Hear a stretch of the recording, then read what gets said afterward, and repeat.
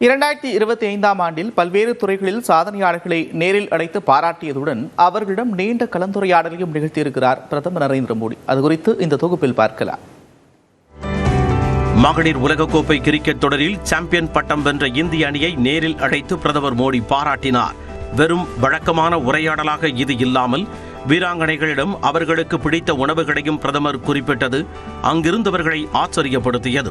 பிரதமரின் இல்லத்தில் உணவு விருந்து நடைபெற சக்கர நாற்காலியில் அமர்ந்திருந்த வீராங்கனை பிரதிகா ராவலுக்கு பிரதமரே உணவு பரிமாறி உபசரித்தது நிகழ்ச்சியை ஏற்படுத்தியது.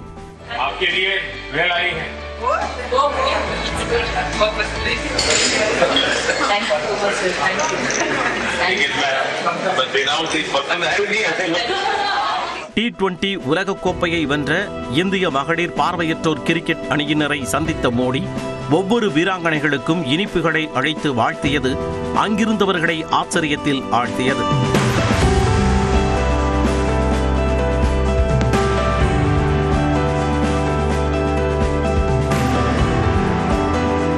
சர்வதேச விண்வெளி நிலையத்திற்கு சென்று திரும்பிய இந்திய விமானப்படை குரூப் கேப்டன் சுபான்சு சுக்லாவுடன் பிரதமர் மோடி நடத்திய உரையாடலும் சிறப்பு வாய்ந்தது. விண்வெளியில் இருந்து திரும்பியதும் உடலில் ஏற்படும் மாற்றங்கள், விண்வெளி நிலையத்தில் பாசிப்பயிறு வெந்தயம் முளைக்க வைக்கப்பட்டது குறித்து சுக்லாவிடம் பிரதமர் கேட்டறிய அவரின் உள்ளார்ந்த ஆர்வமும் அறிவியலின் மீது பிரதமர் கொண்டுள்ள அக்கறையும் வெளிப்பட்டது. இதேபோன்று பஞ்சாப் பாடகர் தில்ஜித் தோசஞ்சுவுடனான பிரதமர் மோடியின் சந்திப்பும் அமைந்தது. இதில் கிராமங்களின் எளிமையான பின்னணி, சுற்றுச்சூழல் குறித்து பொறுப்புணர்வு என பல்வேறு விஷயங்களை முன்னிலைப்படுத்தியிருந்தார் பிரதமர்.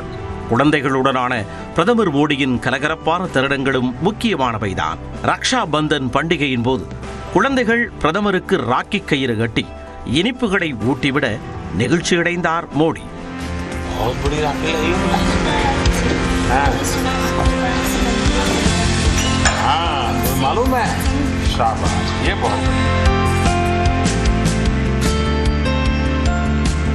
இந்தியா வந்த அமெரிக்க துணை அதிபர் JD வான்ஸ் குடும்பத்தினரை வரவேற்ற போது அவரின் குழந்தைகளுடன் கொஞ்சி விளையாடினார் பிரதமர் மோடி.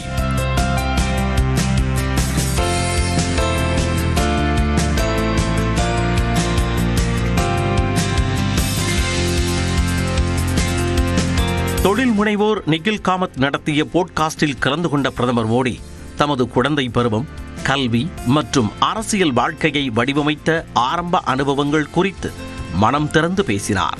பின்னர் மோடி ஆரம்ப காலத்தில் சந்தித்த இன்னல்கள், பொது சேவைக்கான அவரது பயணம், கூட்டு முயற்சியின் மூலம் சிறந்த இந்தியாவை உருவாக்குவதில் அவரது அசைக்க முடியாத நம்பிக்கை பற்றிய நிகழ்வுகளும் அந்த போட்காஸ்டில் இடம்பெற்றன.